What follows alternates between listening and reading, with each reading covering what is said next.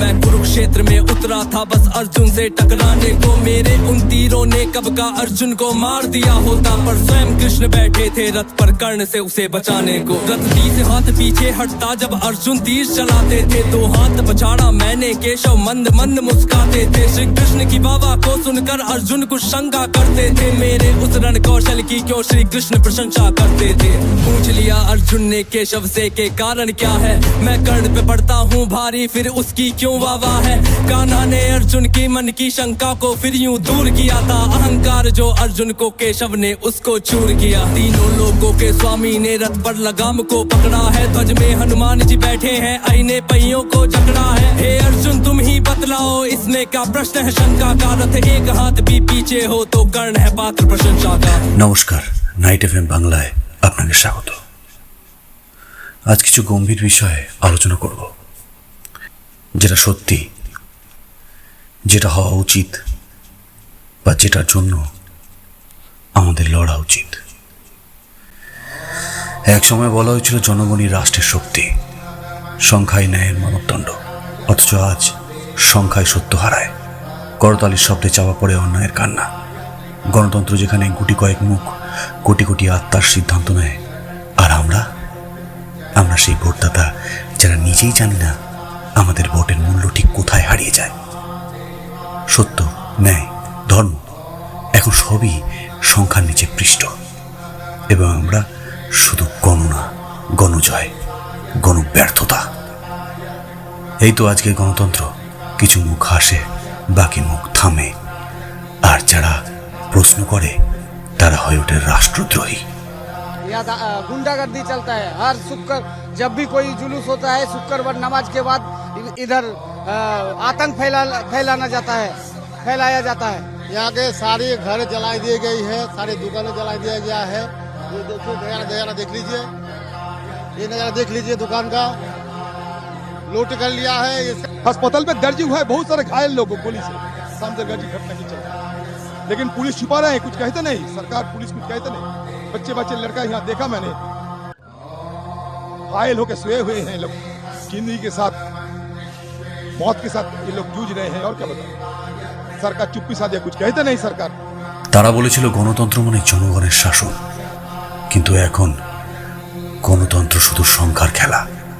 একদিকে ক্ষমতা, অন্যদিকে তোষণ, আর মাঝখানে আমরা যাদের কণ্ঠ হারিয়ে গেছে, যাদের মন তোয়াক্কা করা হয় না। এটা গণতন্ত্র নয়, এটা গণযন্ত্রণা।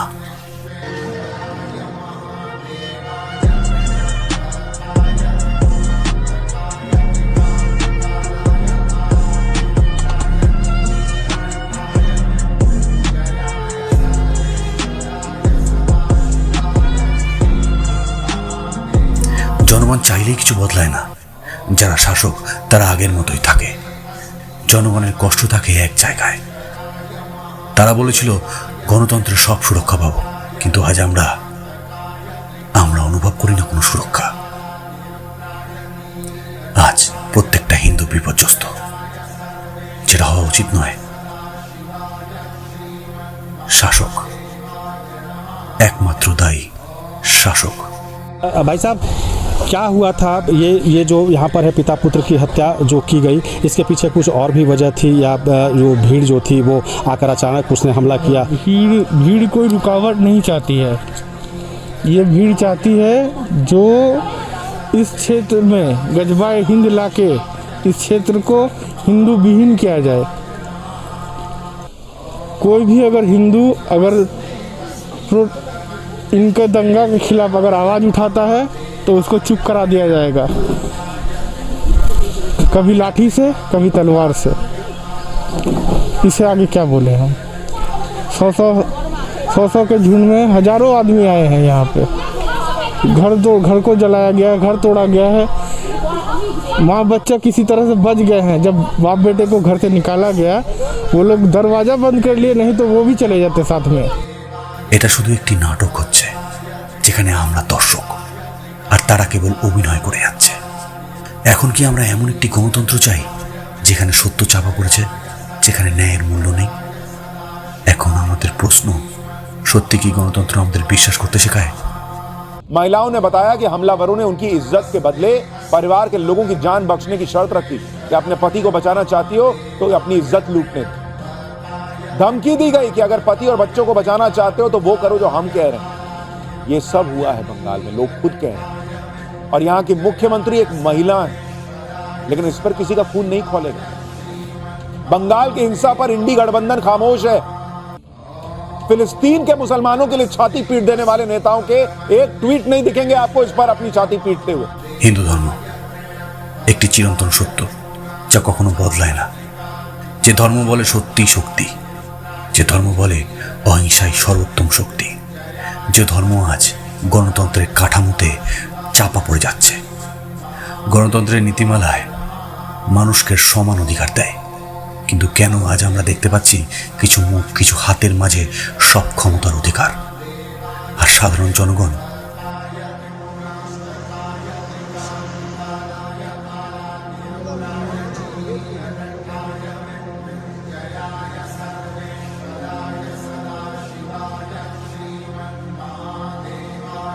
শুধু পুতুলের মতন এদিক আর ওদিক নাড়াচাড়া হচ্ছে।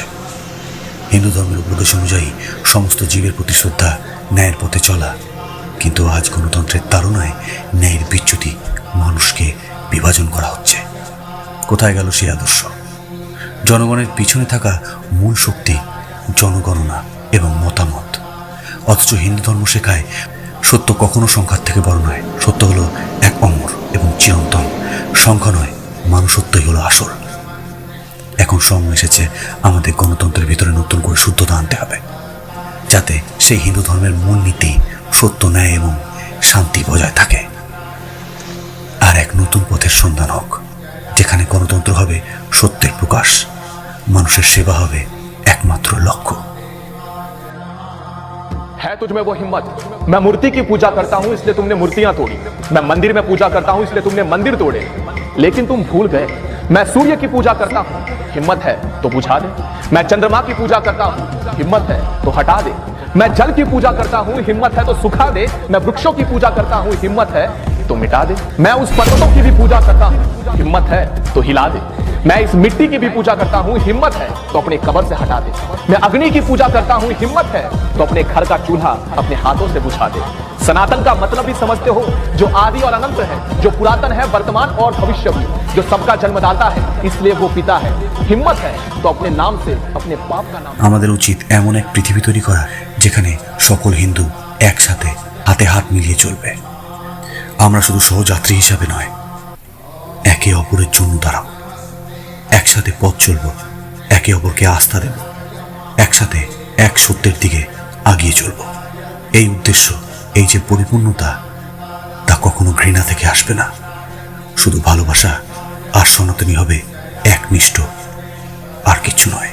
महाभारत से लिए गए इस चित्र को ध्यान से देखिए। चित्र में लटका हुआ व्यक्ति हम जैसे साधारण मनुष्य का प्रतीक है। जिस शाखा से वो लटका है वो हमारे वर्तमान जीवन को दर्शाती है। यह सफेद चूहा दिन और काला चूहा रात बनकर शाखा को काट रहे हैं, यानी समय धीरे धीरे खत्म हो रहा है। यह हाथी भूतकाल के कर्म को दर्शा रहा है, जो पेड़ को उखाड़ने की कोशिश कर रहा है, जिससे व्यक्ति को शाखा से लटकने में, यानी इस वर्तमान जीवन को जीने में कठिनाई का सामना करना पड़ रहा है। नीचे कुएं में यह सांप भविष्य जीवन में आने वाले दुख, दर्द और कठिनाई को दर्शा रहा है। शाखा पर लटके इस मधुमक्खी के छत्ते से शहद की बूंदें गिर रही हैं।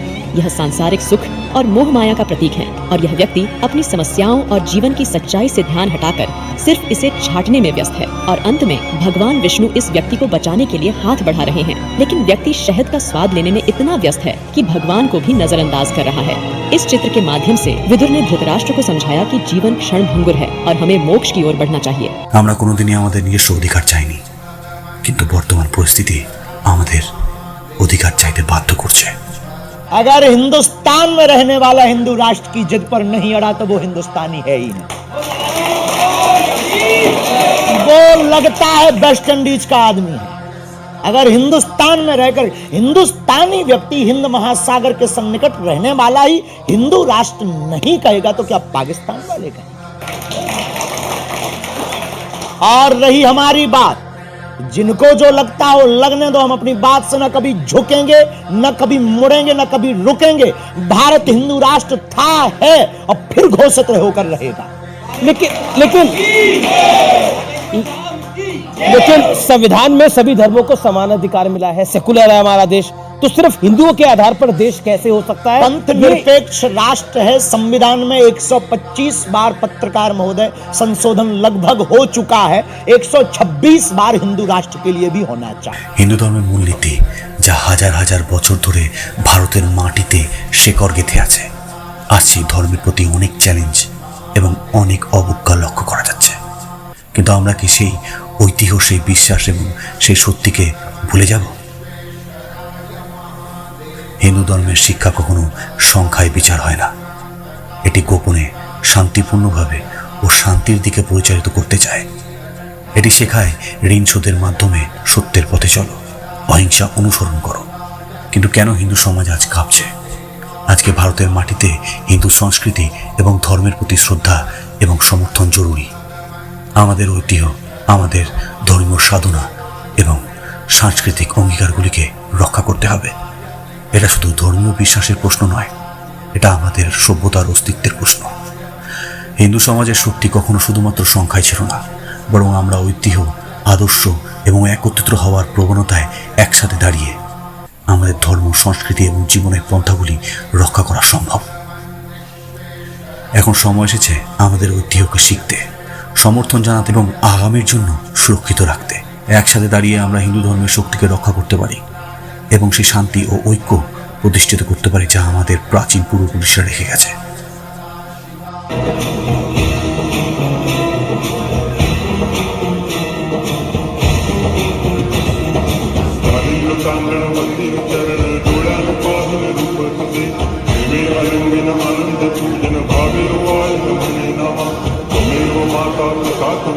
আজকের পশ্চিমবঙ্গের অবস্থা এমন যেখানে গণতন্ত্রের মূল্য হ্রাস পেয়েছে আর একাংশ মানুষের শিকার হয়ে গেছে।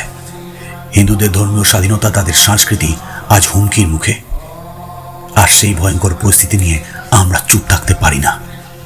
এক সময় পশ্চিমবঙ্গ ছিল শান্তি এবং ধর্মীয় সহিষ্ণুতার প্রতীক, কিন্তু আজ কিছু ক্ষমতাধর মানুষের হাতে গণতন্ত্রের গলা চেপে ধরা হয়েছে, যেখানে হিন্দু সমাজ ক্রমে অবহেলিত, উপেক্ষিত। গণতন্ত্রের নামে এক দলীয় শাসনের প্রভাব আমাদের উপর পড়ছে। হিন্দুদের অধিকার, তাদের ধর্মীয় স্বাধীনতা, আজ সেই সব বিষয়গুলিকে চ্যালেঞ্জ করা হচ্ছে রাজ্যের ঐতিহ্য এবং সংস্কৃতির প্রতি অবিচারে প্রেক্ষাপটে। আমরা চুপ থাকতে পারি না, এখনো আমাদের একত্রিত হওয়া প্রয়োজন।